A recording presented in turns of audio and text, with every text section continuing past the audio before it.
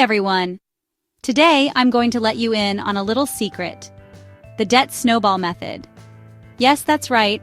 We're talking about how to crush your debt faster than you can say, I probably shouldn't have bought that $5 latte every day. So grab your favorite beverage, hopefully it's free, and let's dive in. First things first, what the heck is the Debt Snowball Method? Imagine you're building a snowball.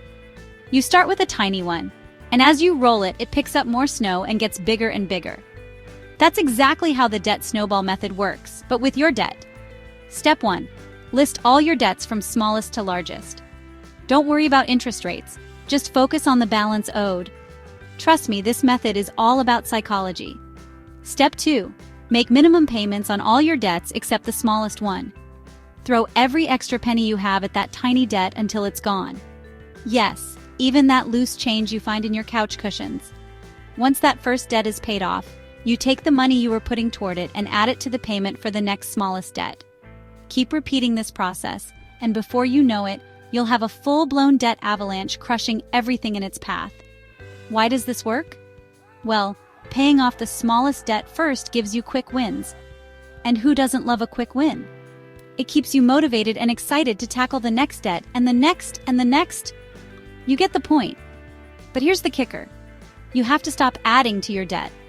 Put those credit cards on ice. Literally, freeze them if you have to. It's all about discipline and staying focused on your goal. All right, let's recap. List your debts smallest to largest. Make minimum payments on everything except the smallest. Throw every extra dollar at that smallest debt and snowball your way to financial freedom. Remember, it's not just about the numbers, it's about changing your mindset. So get out there, start rolling that snowball, and watch your debt disappear.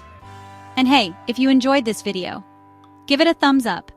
Subscribe for more awesome tips, and let me know in the comments what your favorite debt-crushing strategy is. Catch you later, Money Masters.